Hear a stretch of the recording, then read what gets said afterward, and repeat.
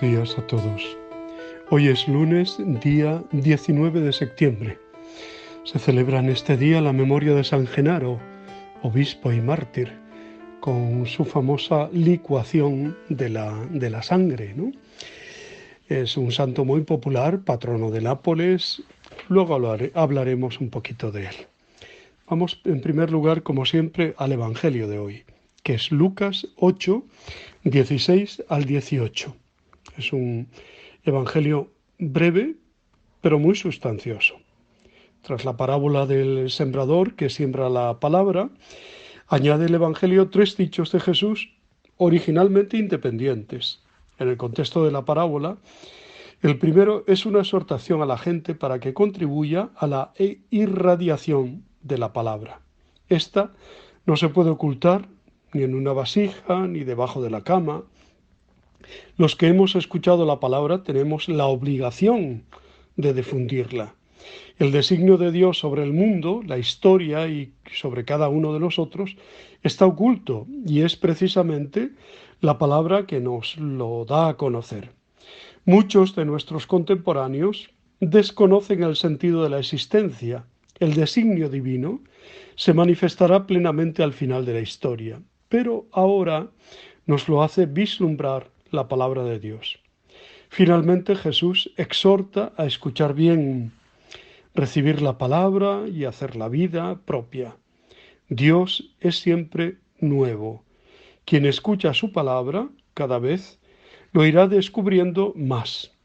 Pero a quien piensa que ya conoce a Dios y que no hay nada nuevo que se le pueda revelar, el misterio de la existencia le quedará velado, ¿no?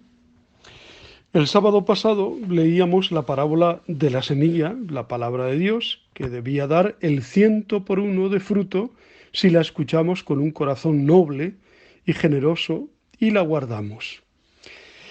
Las breves enseñanzas de hoy son continuación de aquella. Jesús quiere que seamos luz que ilumina a los demás.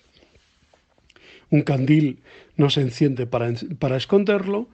No tiene que quedar oculto lo que la palabra nos ha dicho. Debe hacerse público. Si actuamos así, será verdad lo de que al que tiene se le dará, porque la palabra multiplica sus frutos en nosotros. Y al revés, al que no se le haga caso, se le quitará hasta lo que cree tener y quedará estéril. Uno de los frutos mejores de la palabra de Dios que escuchamos, por ejemplo en nuestra Eucaristía, es que se convierta en luz dentro de nosotros y también luz hacia afuera. Por eso la escuchamos, para que, evangelizados nosotros mismos, evangelicemos a los demás. O sea, anunciemos la buena noticia de la verdad y del amor de Dios. Lo que recibimos es para edificación de los demás, no para guardárnoslo. Como la semilla no está pensada para que se quede enterrada, sino para que germine y dé fruto.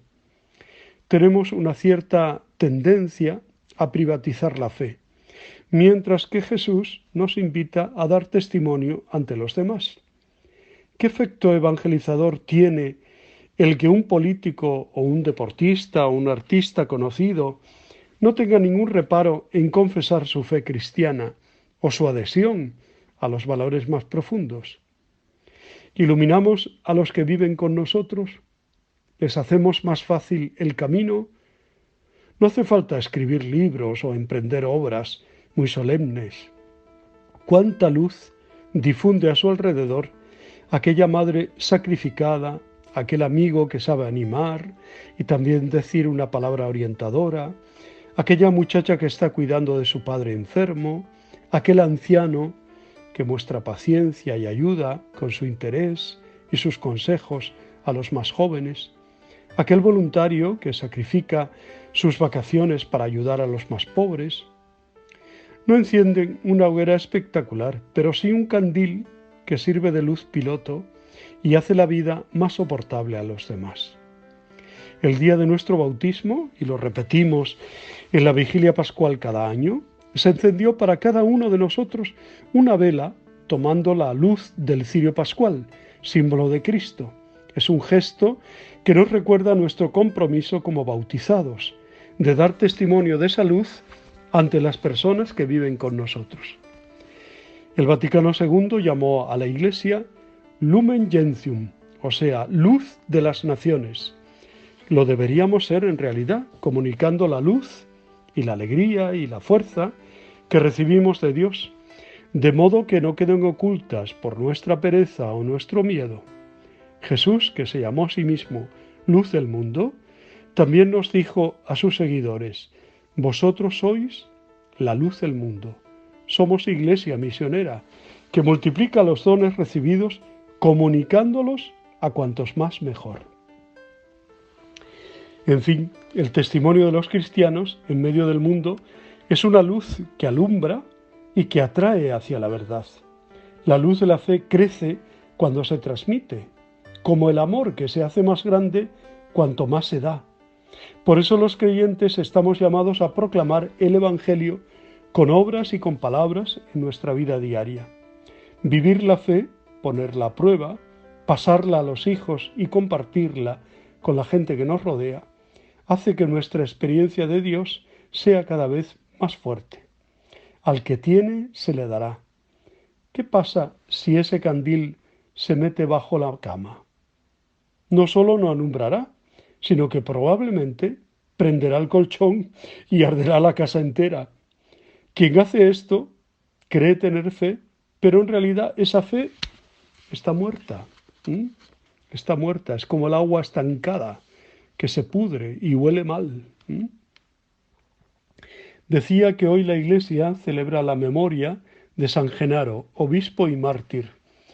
San Genaro y sus compañeros de martirio, los santos Festo, Desiderio, Sosio o Sosus, Próculo, Eutiquio y Acucio, constituyen un caso geográfico difícil, basado en unas actas muy posteriores a los tiempos atribuidos a los supuestos mártires.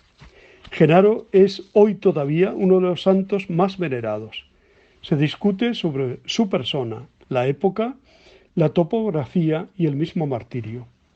Algunos opinan que se trata de un obispo de Benevento, quizá perseguido por los arrianos a causa de su fe nicena, de confesor. De esta fe habría pasado a ser considerado mártir. Otros creen que se trata de un mártir napolitano, de Puteoli. Todo ello hace que la célebre reliquia de su sangre, conservada en Nápoles, no esté en absoluto asegurada históricamente. Esto no priva que esta sangre, conservada en un relicario formado por 2 botellas, sangre ordinariamente coagulada, cambie con frecuencia de volumen y peso. El peso habitual es de 27 gramos. Y cosa todavía más singular, se vuelva líquida varias veces al año y adquiera el color rojo propio de la sangre fresca. Los testimonios de este fenómeno, examinado atentamente, son demasiado numerosos para que pueda ponerse en duda. Es el milagro de sangre más probado. No se ha dado todavía una explicación natural, ya que por lo que parece no depende ni de la temperatura ni de ninguna otra circunstancia ambiental. El caso es interesante en más de un aspecto, tanto para los teólogos como para los historiadores, porque ni unos ni otros, incluidos los que admiten el milagro, son unánimes en admitir como auténtica la reliquia. El milagro hace que el santo sea muy popular, y esto no cabe duda, es la causa de que Genaro figure en el calendario litúrgico, en el que, hay que decirlo, no entró a formar parte hasta el 1586. Sea como fuere, damos gracias a Dios por la vida y el testimonio de San Genaro, obispo y mártir. Muchas felicidades a los que lleven su nombre y a los napolitanos, evidentemente. Bueno, os deseo muy buen día, os abrazo y os bendigo en el nombre del Padre, del Hijo y del Espíritu Santo. Os quiero.